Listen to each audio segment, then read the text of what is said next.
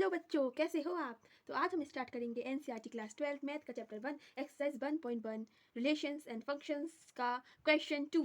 इसका introduction part और बाकी पहले के क्वेश्चन हम डाल चुके हैं, आप देख सकते हैं। तो इस क्वेश्चन में कहता है show that the relation R in the set R of real numbers, ठीक है, defined as R a comma b a greater b square greater है किससे, ए से, is neither reflexive nor symmetric nor transitive. ये पहले से ही दे रहा है क्या कि नाइदर रिफ्लेक्सिव है, नॉर सिमेट्रिक है और नॉर ट्रांजिटिव है, ठीक है। तो हम इसे कैसे प्रूव करेंगे, एक तरीके से इसे प्रूव करना है, तो हम इसे कैसे प्रूव करेंगे। तो हमें वैसे कंडीशंस तो मालूम है ही, बट आपको याद ना हो तो मैं एक बार बता देती हूँ कि रिफ्लेक्सिव की हमारी कंडीशन होती है और रिफ्लेक्सिव की हमारी कंडीशन होती है। आप इसे ऐसे याद रख सकते हैं, रिफ्लेक्सिव को रिफ्लेक्सिव में रिफ्लेक्शन आ रहा है, रिफ्लेक्शन आ रहा है सब, ठीक है।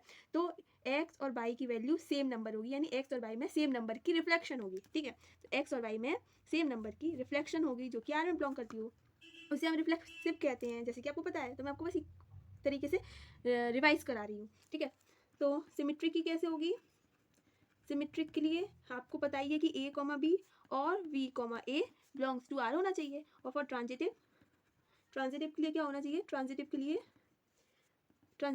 होना चाहिए हमें ए कॉमा बी अगर बिलोंग्स टू आर है और b comma c belongs to R है तो हमारा ए कॉमा सी भी बिलोंग्स टू आर होता है। तो चलिए इसी के अकॉर्डिंग हम अपने इस क्वेश्चन को प्रूव करके दिखाते हैं। सो सबसे पहले आपको इन क्वेश्चन पे अपना रिलेशन लिखना होता है, ठीक है। तो हम अपना रिलेशन लिख लेंगे आर इक्वल्स टू ब्रैकेट,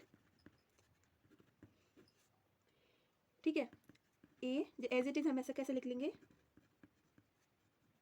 ठीक है। रिलेशन दे रहा है क्या, रिलेशन, इस तरीके से आप आंसर लिख के आएंगे तो आपके नंबर बिल्कुल भी नहीं कटेंगे, इसलिए एक लिखने का मेथड भी आप सीख सकते हैं। As the set of real numbers, ठीक है। हमने एज इट इज ये इसमें से ही यहाँ से बना दिया है। ये तो मैंने सिर्फ आपको कंडीशंस याद दिलाई थी, इसलिए इसे नहीं लिखना होगा, बस यहाँ से हम लिखना स्टार्ट कर रहे हैं क्वेश्चन को, ठीक है। तो फॉर ए कॉमा ए, यानी कि हमारी रिफ्लेक्सिव को हम सबसे पहले प्रूव करेंगे, ठीक है। तो for a comma a belongs to R, then क्या हो जाएगा हमारा, इसके अकॉर्डिंग, इस वाले के अकॉर्डिंग ए ऐसे ही तो हो जाएगा। जब हमारा एक्स और एक्स भी ए और वाई भी है तो बस हमारा बी की जगह पे भी यहाँ ए आ जाएगा, ठीक है। सो विच इज़ फॉल्स,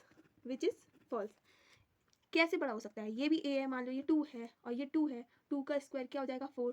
तो ए और ए एक दूसरे से कैसे बड़ा हो सकता है ना, ए का स्क्वायर ये कैसे बड़ा हो सकता है सेम नंबर का। तो विच इज़ फॉल्स लिख देंगे हम, which is false. So R is not reflexive, ठीक है। आगे समझ में।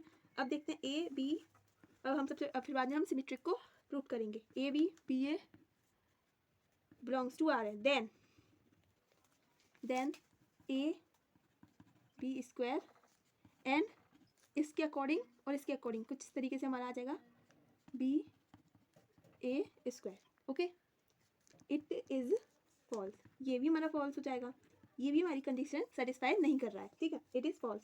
सो आर इज नॉट सिमेट्रिक, तो आर हमारा रिफ्लेक्सिव भी नहीं है और आर हमारा सिमेट्रिक भी नहीं है, सिमेट्रिक, ठीक। Now a B square and b square, then अब हम ट्रांजिटिव को प्रूव करेंगे, है ना, c square which is false. तो ये वाला स्टेटमेंट भी हमारा एकदम फॉल्स है। So R is not transitive, तो आर हमारा ट्रांजिटिव भी नहीं है। हेंस फिर हम लास्ट में लिख देंगे हेंस आर इज, यही वाली line, R is neither reflexive, R हमारा रिफ्लेक्सिव भी नहीं है, नॉर सिमेट्रिक भी नहीं है, नॉर ट्रांजिटिव, ठीक है। अब मिलते हैं हम नेक्स्ट क्वेश्चन में। हमारी वीडियो को लाइक करें, शेयर करें, कमेंट करें और सब्सक्राइब करें। Thank you for watching.